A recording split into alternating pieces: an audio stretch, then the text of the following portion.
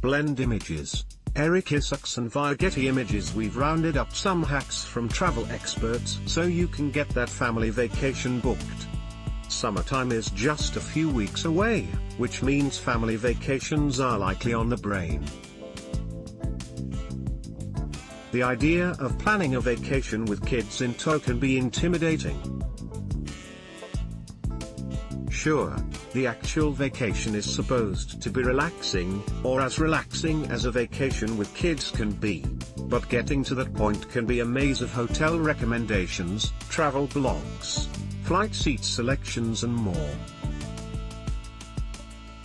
So we chatted with travel experts about their vacation planning tips so you can get that trip booked with ease. From flight hacks to safety recommendations, here's what they shared. Avoid Google. At least in the beginning, Google is a helpful resource when planning a vacation, but if you're at the beginning of your planning process, try to resist the temptation to hop on with your searches. If you start with Google, it's the paradox of choice, said Julie Danziger, Director of Luxury Travel Services at Hervation Vacations. There's so much out there and you just don't even know what you're looking for. Instead, Danziger suggested having a family meeting to learn how far everyone wants to go, what activities they'd like to do, their thoughts about hanging out on beaches versus exploring local villages, and so on. Then, let Google help you arrange tours and plan their activities. Erik Richter, Communications Director for the American Society of Travel Agents, offered the same advice about Google for families who might be overwhelmed about the thought of choosing a destination. She also noted that knowing when you want to go can sometimes help you put together a list.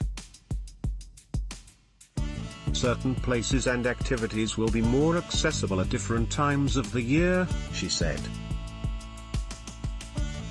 So once parents know exactly when and how long they want the trip to be, the choices can be narrowed down a bit. Plan ahead and send important things in advance. Of course, school vacation means peak travel times. Planning ahead can help you and your family avoid higher prices, sold-out tours and the headache that comes after learning there aren't enough seats together on a flight. If you have young children who are not in school and have flexibility with dates, it is best to travel at non-peak times. For example, the first week of January after the New Year offers lower pricing than staying over the holiday week, said Michael Dolan, team leader and travel consultant for Liberty Travel. Having plenty of advance notice of a trip will also allow you to send important supplies, like diapers, baby products, sunscreen, etc., to your vacation spot before you leave. Many hotels will happily arrange for this. Plus, sending these things leaves room in your luggage for other belongings. Image source via Getty Images. One of our travel experts recommended bringing small wrapped gifts like markers and toys to keep kids occupied on a flight. Don't be afraid to ask questions. If you give the hotel information and tell them about yourselves and about your family, everything can be set up for you, Danziger said. As an example, she suggested asking for turn-down service at a different time if you know your toddler will be sleeping. For parents and caretakers with kids with food allergies or other challenges, most travel agents are happy to call hotels and restaurants ahead of time and make sure things go smoothly. If you're more of an independent planner, Danziger said, you'll have to go the extra mile. She offered a useful tip for travelers who need to be extra careful with their dining options because of food allergies. bring a note card with you about the restrictions that are in the local language and give it to them, and at least have an opportunity to have them tailor to your needs, Danziger said. Similarly, Richter suggested that parents of kids with sensory difficulties call hotels ahead of time to ask whether the housekeeping team incorporates any strong smells as part of the room ambience. Come prepared, but be realistic. The majority of experts we spoke with suggested self-planners pause and resist the temptation to plan several tours or activities a day. They encouraged all families to leave some time in the day to rest. Scott Steinberg, editor-in-chief of Select magazine, also noted that you should always factor in travel time and wait times when scheduling excursions and other fun things. Way too in over your head to choose what to do, much less schedule activities? Steinberg has a handy hack. A helpful tip would be to phone ahead to concierges at 4- and 5-star rated hotels such as the Ritz-Carlton and Four Seasons, he said. They can give you a quick rundown of top recommendations. Of course, the trip planning doesn't end after the hotel and mode of transportation are booked.